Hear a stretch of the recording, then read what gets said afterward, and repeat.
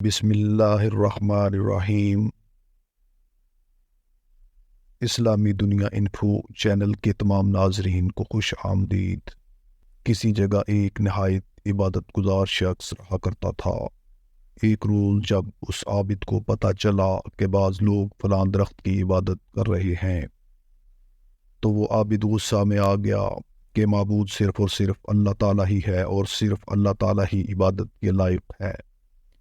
چنانچہ وہ عابد نہایت غصے میں اس درخت کو کاٹنے کے ارادے سے گھر سے چلا کہ شیطان انسانی شکل بدل کر اس عابد سے ملا اور کہنے لگا، اگر تو نے اس درخت کو کاٹ بھی دیا تو لوگ کسی اور کی پوجا کرنے لگیں گے، لہٰذا تم اپنی عبادت میں مصروف رہو اور اس درخت کو مت کاٹو۔ شیطان کی اس بات پر وہ عابد جو صرف اللہ ہی کی عبادت میں مشغول رہتا تھا نے کہا، میں اسے ضرور کاٹوں گا۔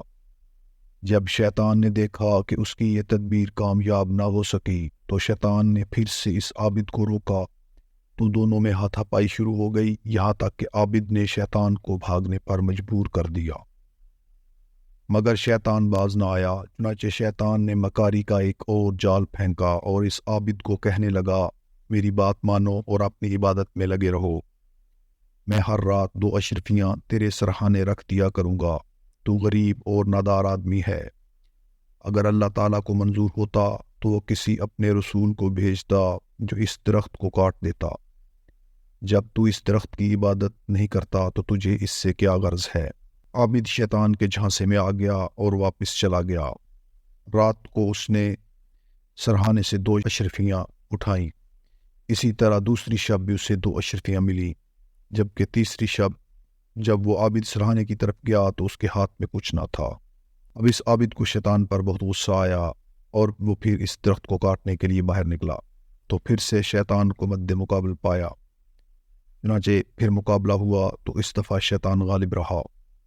عابد نے تعجب سے دریافت کیا کہ آخر کیا وجہ ہے کہ پہلے میں تجھ پر غالب آیا اور آج تو؟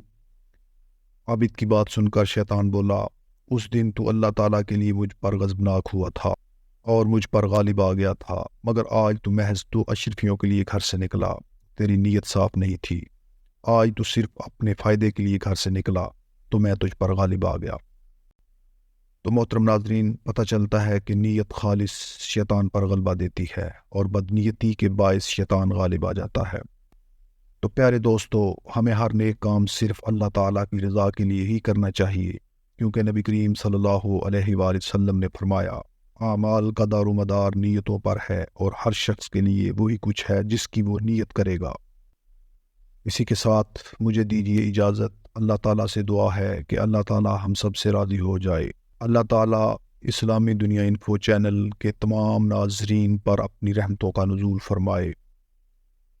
تو ناظرین، ملتے ہیں اگلی ویڈیو میں۔ اللہ حافظ۔